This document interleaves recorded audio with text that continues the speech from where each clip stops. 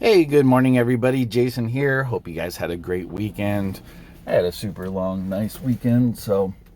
And then, of course, Friday afternoon, or evening, we saw ARK's Invest new prediction for Tesla at 3,000.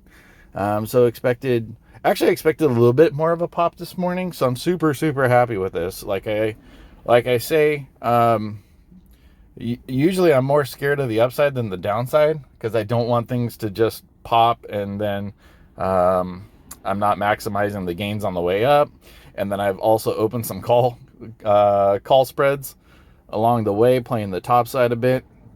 So I really don't want it to pop right now. I don't want to see like a $100 gain overnight because then that would kick my butt. So today we're up 11, I think. Yeah, we're up 11. We were up 5. We're up 11 again. But I have these couple call credit spreads at 760. Next week at 785, and then I think the following at 780. I don't expect it to rip up like super far, super fast.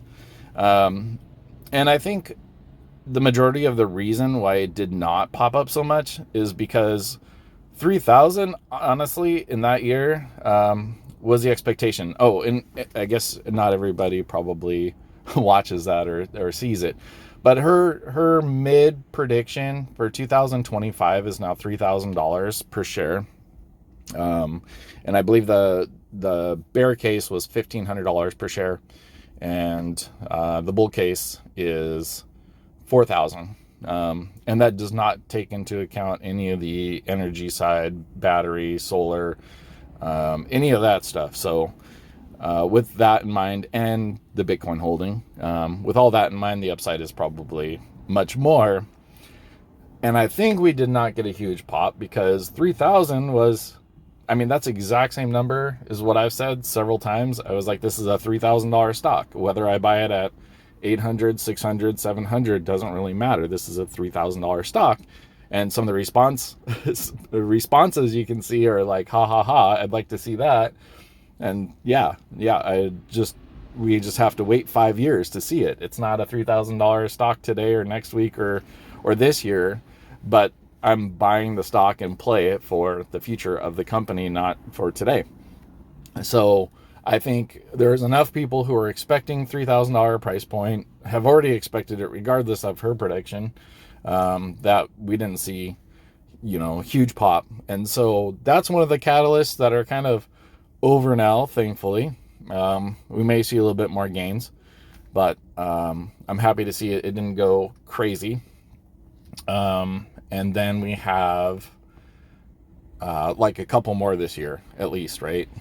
Between anything surprise earnings wise, we have the Tesla truck and the Tesla semi all coming out this year, with the semis probably 100 of them being on the road. So the fact that that's what I was expecting and that's what I came out with, I'm sure other people are expecting that dollar amount or somewhere around there. So we didn't see huge upside. So great. So as far as what I have, let's just take a look at what I have expiring this week. Apparently, the only thing I play for this week is Tesla. So I have the 550, 540 put credit spreads. What's left in these? $18. I'll probably roll those out for a little bit more credit. I have all the calls. So I have my 760, 770. You can see the two that got split up. Some people, let me grab my pen here and show you what happens. Yeah, come on. All right. So, and I can't give you a reason for why exactly it happened. So I have these 760, 770 calls, right? And this is a 770, 760 call too. This guy and this guy together. Once in a while, Robinhood will break those up and put them in two different positions. But these two are exactly one of these. So I basically have three of those. And then I have my two $900 calls, and that's just on the shares, which is covered. And then we have 5 more put credit spreads, $500 a pop. They're pretty far down now at this point. So Yeah, $25 and $70. I'll probably hold on to those a little bit longer until the end of the week. But these guys, this one I will probably move out. I don't see any reason to not do that right now. Let's see what we can get, so at least we can play something. So 550, 540. So we'll go to our options, check out the puts, and we'll scroll way, way, way down.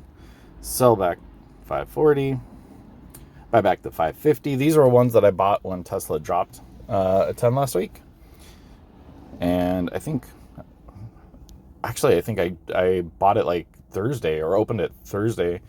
And I was like, yeah, I'll, for one day to not drop below 500. I think I collected $100 premium on that. But we can do the same thing for next week. And we'll only collect $30.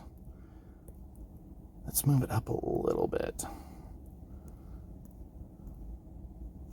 $40.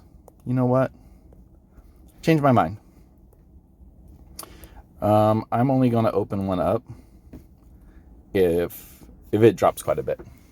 Otherwise, I think that one will just expire and we'll have the $1,000 credit back. But now you can see my live thinking. I could move it out a couple weeks, I suppose.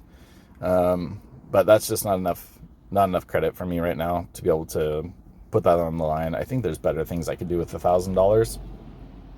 But only time will tell. We'll see how this week goes. See how the market responds to everything and go from there. All right, guys. Hope you guys have a great day. And let's make a lot of money.